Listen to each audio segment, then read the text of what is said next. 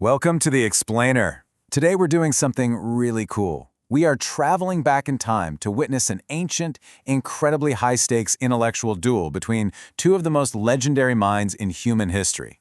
Set against this majestic, solemn backdrop of a cosmic gathering, we're going to look at a debate that fundamentally questions the very fabric of existence. On one side, we've got Shariputra, the absolute master of analytical wisdom. On the other, there's Subhuti, the foremost authority on ultimate emptiness. And this debate they're about to have, it is going to shake the very ground they stand on. Okay, let's dive right into this. Because, it's a massive paradox, right? If the universe is ultimately empty, if you, me, and literally everything around us is fundamentally void of permanent substance, then what is the point of being a good person? Why strive? Why help others? Why practice morality at all? This is the exact dilemma that our two sages are wrestling with in a 1,500-year-old text, and amazingly, it instantly bridges ancient metaphysics with our very modern moral compass. So, Section 1. The century debate of two sages, analytical wisdom versus boundless emptiness. Now this is our inciting incident. We really need to understand the fundamental differences between our two philosophical heavyweights before they step into the ring. They're both trying to map out the nature of reality, but they are using completely different compasses. Think of Shariputra like the ultimate scientist or a top-tier prosecutor. He is systematic, he's analytical, he wants step-by-step progress and asks deeply grounded, logical questions. Subhuti, however, operates on a completely different frequency. He represents ultimate emptiness, transcendent wisdom, and this radical concept of non-attainment. Basically, Shariputra wants to build a ladder to the truth, while Subhuti wants to show you that there's no ladder, no climber, and nowhere to climb. Their clash is just absolutely beautiful. Moving into Section 2, what is a true bodhisattva, the path of the great mind? And here's where the sparks really start to fly. Shariputra, being completely true to his analytical nature, essentially demands to know the exact, precise definition of an enlightened being, a bodhisattva, and the perfection of their wisdom. He asks a brilliantly grounded question. How does a bodhisattva observe reality without getting attached to it? Because if you're an enlightened being, you still have to interact with the world, right? You see form, you hear sounds, you experience life. How can you truly know all these things in their entirety without your ego clinging to them? While Subhuti comes back with this completely radical counter-argument. He defines the perfection of wisdom, prajnaparamita, simply as detachment. But he takes it to the absolute extreme. It is not just about letting go of material wealth. It's about completely letting go of your physical aggregates, your senses, your entire concept of reality, and, get this, even letting go of the desire for omniscience itself. True wisdom is absolute detachment, because Subhuti argues there are inherent, fatal flaws in clinging to absolutely any phenomena, even the spiritual ones. Section 3. Non-arising and non-duality, the core of emptiness. Now we're wading into the really deep metaphysical waters. The debate escalates. We aren't just talking about how to behave anymore, we are talking about the very mechanics of existence and this concept of shunyata, or emptiness. Shariputra pushes harder. He launches an analytical probe into these mechanics, asking, why do we say phenomena do not arise and are fundamentally non-dual? From our everyday perspective, things clearly begin and end. A tree grows from a seed, a building is constructed. So how can Subhuti claim that things never truly arise in the first place? Listen to Subhuti's staggering answer.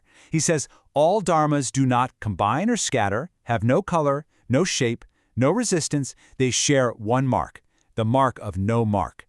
Just let that sink in for a second.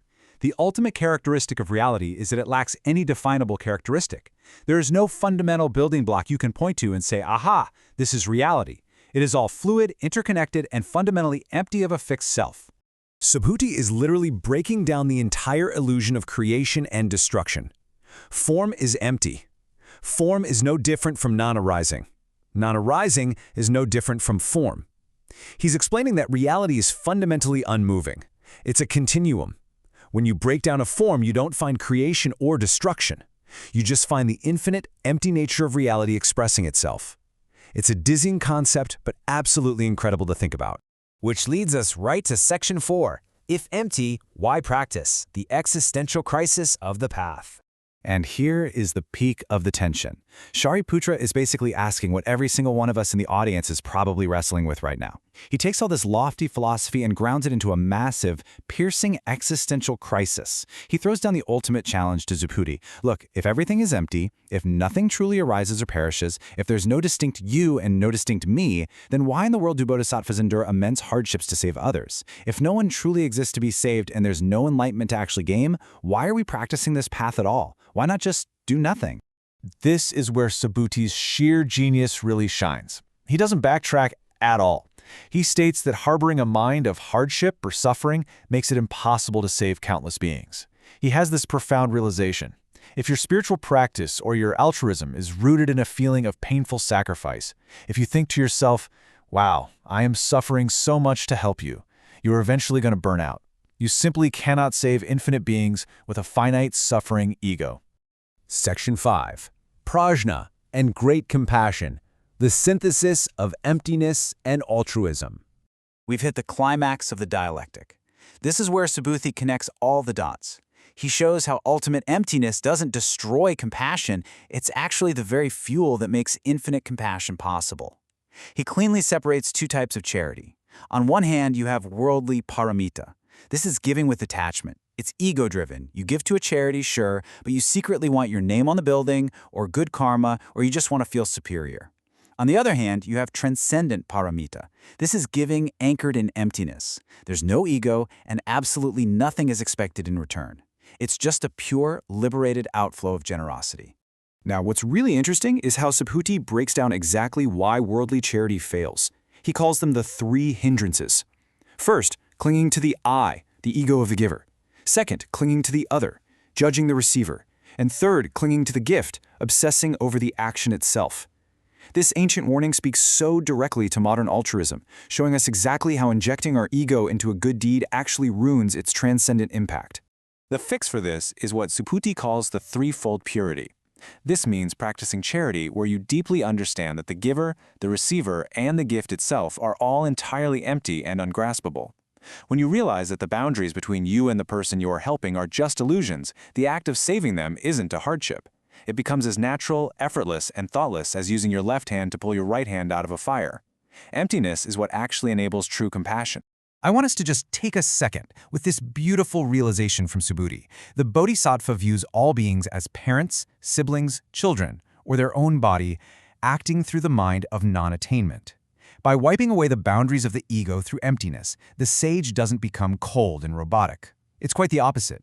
Boundless emptiness naturally results in boundless love. Everyone literally becomes family. Section 6. The Buddha's Ultimate Approval and Cosmic Resonance. All right, this brings us to the grand resolution of the explainer.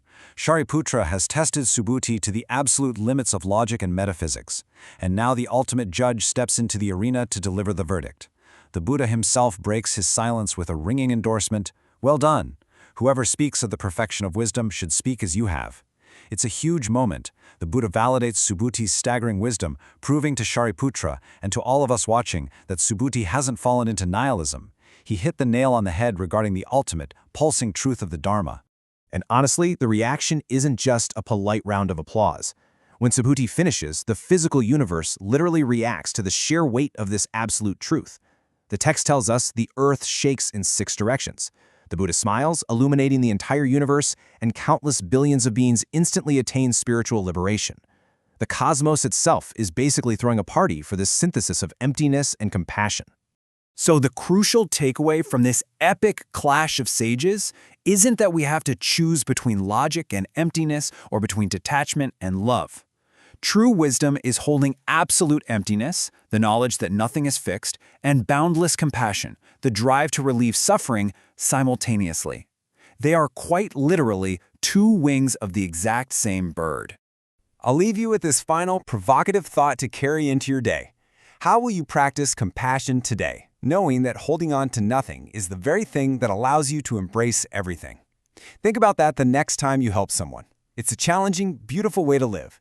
Thank you so much for joining me for this explainer. Keep asking those big questions, and I'll catch you next time.